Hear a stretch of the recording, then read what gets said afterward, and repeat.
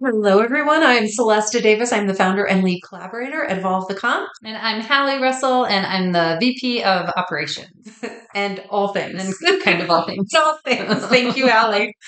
We're here today to talk about conflict because conflict is something that we train specifically on, that we work with companies on. And Hallie and I were just kind of bouncing ideas back and forth about how do you handle conflict in the workplace? What's the best approach? So, Hallie, throw those questions back to me and let me see if I can tackle some. Yes, so one of the main questions that we see a lot, that I also personally think about a lot, is if I'm just an employee that is not in a leadership position, but I have a direct conflict with the leadership above me. Where do I go? I wouldn't want to go to just another employee on my level, but I certainly wouldn't want to go to them directly because I'm a little scared to do that, let's say.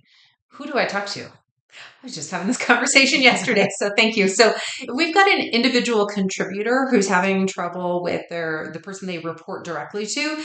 It can feel a little tricky. I will tell you the best practice and what I would coach someone if I were sitting with you and you were like, I have to go to my boss and I don't want to go to my boss because they're the problem.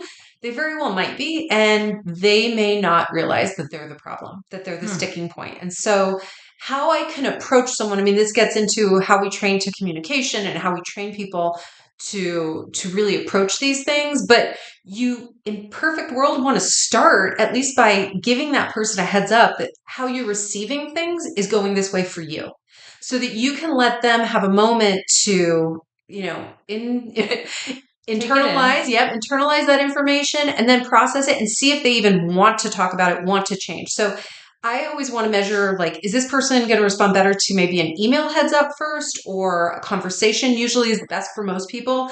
In rare cases, but it does happen, someone might actually like a text like, hey, I need to have what might be kind of an awkward conversation. Do you have time this afternoon? Or do you have time the next week? Or do you have time? So that we're giving people a moment to go, oh, okay, I'm going to have to concentrate. So I can't be multitasking. Like if you just need to ask me a question about work, I'm like, hey, Hallie, pop in. Sure, I'm multitasking. And then suddenly you drop a bomb that like you don't like working with them and they're impossible. Well, that's not going to go well already, right? So pick your timing well, pick all of those things, but approach the person who you're actually having the conflict with. So if you're my boss and I come to you and I say, I've given you the heads up, you've acknowledged that we're going to have this conversation. You can be as hard as you want on me, but I'm going to be the responsible party and I'm going to say, Hallie, this is hard for me. And so if it's hard for you, I completely understand, but I just don't feel like we're connecting. And when I'm communicating with you, or I'm trying to provide you reports, right? Whatever the specifics, you want to keep it as specific as possible. When I'm trying to do these things, I'm not feeling like I'm getting the response I expect. So I need to figure out, is it my expectations that are off, or are we miscommunicating? So I'd love to hear what your thoughts are on this situation because, maybe I need to adapt my expectations. Maybe you don't get back to me in time, right? I want to use specifics. I don't want to be general. In this case, it's a little tricky. So you're nodding. How does that feel to you to get that kind of feedback? I think that's a good approach. I think it gives the person who is going to be talking time as well, Yeah. if you put it in the future, to really narrow down those specifics where you're not just rambling and going off the cuff. And so I think it is great for both parties. I think that's great advice to just plan sometime in the future to have that talk. Yeah. Planning is really important. Timing is really important. And tone is really important because I could say to you, like, I love your hair. And you laugh.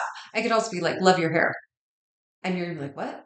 What's going on with my? So, Yeah. every tiny little thing that we say, tone is so important. Body language, right? Am I showing up and I'm aggressive? So it's amazing. All these things, they're really communication based, but when you go to conflict, all you're talking about in conflict is high stakes communication. Now we've got communication and we both got emotions or outcomes attached to this communication. So now we're both going to be in fight or flight or fear, right? All of that. And so we bring a lot to the table that we don't even realize. So I may have a face that looks like I just hate you and I'm trying to I think I'm so relaxed looking, but you see through that and now you're stressed. So remember all the communication basics that we've gone over in previous conversations. When it comes to conflict, it's a lot of self-management and it's a lot of breath and it is preparation. I practice the hardest conversations. It's not like I like conflict or I'm good at it. It's that I know it's going to be hard and I know it's going to be uncomfortable. And so I prepare and I practice and it takes energy. And so a lot of people are like, I don't have energy for that. I'm just going to go and be like, screw this. I hate it that you're doing this and you're not. Well, where does That's that get not you? going to go Where over does so that well. get you? So those are some of the things that we want to share with you today about conflict. Anything else you wanted to add? So, in a nutshell, top 3 things that I do to prepare myself to go in with my boss or my leadership or whoever it is that I'm having conflict with. What would you say are the top 3? Timing, Yes. tone, Okay. and intention. What do you hope to get out of this conversation so that you are preparing the outcome? Is the outcome just to make me feel right? Because that's going to land that way. Yeah. It's not a good way. Is the intention to actually find a solution that we can both figure out? Is the intention to repair the relationship? Or is the intention, and this isn't wrong if it is, but is your intention to break the relationship?